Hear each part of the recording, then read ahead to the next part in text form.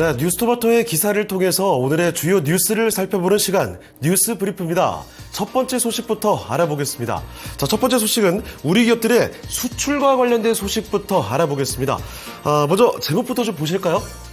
높아지는 무역 장벽, 중기 기술 장벽 대응 한계입니다. 무역 장벽이 높아지고 중소기업들 이 대응하기 쉽지가 않다는 이야기죠. 자, 그러면 나머지 기사 내용 전해드리겠습니다. 자, 18일 산업통상자원부 국가기술표준원에 따르면 올해 1월부터 3월까지 누적 무역기술 장벽 TBT라고 하는데요. 1194건으로 집계가 됐습니다. 전년 동기와 비교해보면 6.5% 증가한 수준이죠. 자, 이 무역기술 장벽이 뭔지도 풀이를 해드리도록 하겠습니다.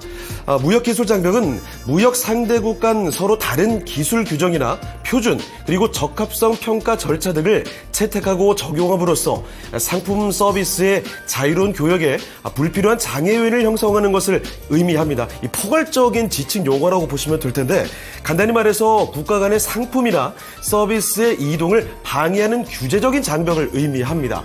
자, 다음 내용 보시면요. 그런데 이 무역기술 장벽이 증가 추세에 있습니다. 특히 600건에 불과했던 2000년대 초반, 이때와는 달리 지난해 기준으로 보면요. 상당히 많이 늘어났습니다. 4000건이 넘게 기록이 되고 있는데요. 한 가지 사례를 말씀드리면 이런 경우가 있습니다. 한국산 6년근 홍삼의 사례를 기사에서는 들고 있죠. 중국과 관련된 문제입니다. 자, 보시다시피 국내에서 홍삼은 건강기능식품으로 분류가 되기 때문에 의약품보다 취급 규제를 덜 받습니다. 자, 그런데 중국은 우리나라 홍삼에 대해서 의약품 수준의 규제 도입을 추진 중이라는 거죠. 자, 이런 차이점으로 인해서 수출에 문제점이 발생한다는 겁니다. 자, 그럼 다음 내용 보시면요. 자, 문제는 무역기술 장벽이 증가하면서 수출 기업 수를 감소시키고 중소기업 등의 시장 진출을 억제한다는 점인데요. 자, 그래서 전문가들은 이런 이야기를 또 전하고 있습니다. 중소기업 등이 대응해 나가기 쉽지 않은 만큼 정부 차원에서 소규모 기업 중심으로 대응 방안을 찾아나갈 필요성은 있다고 조언을 하고 있습니다. 자, 그럼 다음 내용으로 가보도록 하겠습니다. 자, 두 번째 소식은요. 올 들어 최대 주주 변경 공시를 내고서 주가가 급등한 상장사들에 관련된 소식입니다. 이들이 혹시나 미공개 정보를 이용해서 이 선행 매매로 차익 실현을 한 것이 아니냐, 바로 이런 내용인데요. 곧바로 기사 내용으로 들어가 보겠습니다. 자, 다음 내용 보시면 18일 금융감독원에 따르면 올해 실제 양수도 대금과 주식이 오가면서 최대 주주가 바뀐 곳이 모두 34개사라고 합니다. 자, 그런데 이 최대 주주 변경 내용을 공시하기 직전에 한 달의 주가 흐름을 조사한 결과 34개사 중에 21개사의 주가가 오른 것으로 확인이 됐습니다. 그냥 오른 정도가 아니고요. 이들 중 일부는 50%가 넘게 주가가 급등한 것으로 전해지고 있죠. 통상적으로 최대 주주 변경 공시 후 주가가 오르는 것은 사실은 일반적인 현상이라고 볼 수가 있습니다. 자, 그런데 최대 주주 변경 내용을 공시하기 전에 이같이 주가가 뛰었다면 정황상 미공개 정보를 이용했을 가능성을 의심할 수밖에 없다는 거죠. 자, 한 가지 사례 이렇게 보이고 있습니다.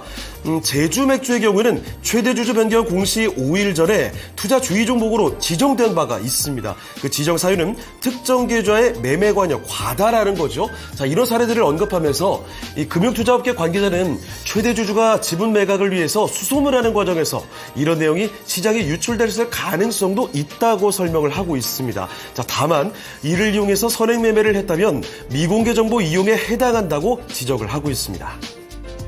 자, 다음 소식으로 넘어가 보겠습니다. 자, 세 번째 소식인데요.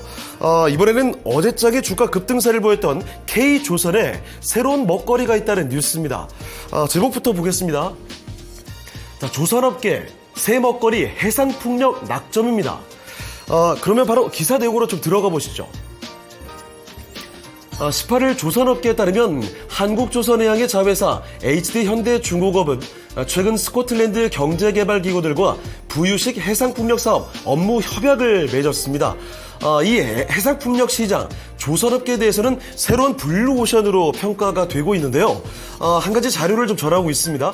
전 세계 해상풍력 누적 설치 용량, 그러니까 시장의 규모라고 볼 수도 있을 텐데, 지난 2022년에 63기가와트 수준에서 오는 2032년 477기가와트까지 늘어날 것으로 분석이 나오고 있습니다.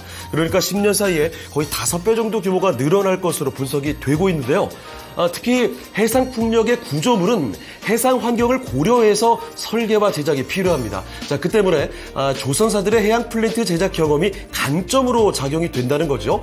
자, 현재 조선소의 구조 변경과 대규모 설비 투자가 없어도 대형 구조물을 즉시 제작할 수 있다는 점도 경쟁력으로 작용하고 있습니다. 자, 마지막으로 실제 사례 한 가지만 덧붙여 보도록 하죠. 한화오션은 이달 지주사 한화의 건설 부분 해상풍력 사업과 글로벌 부분의 플랜트 사업 양수를 결정하기도 했습니다. 자, 이렇게 해서 지금까지 뉴스브리프 정보 전해드렸고요. 더 많은 뉴스토마토의 기사 내용이 확인이 필요하시면 옆에 QR코드로 들어오시면 되겠습니다. 자, 지금까지 뉴스브리프였습니다.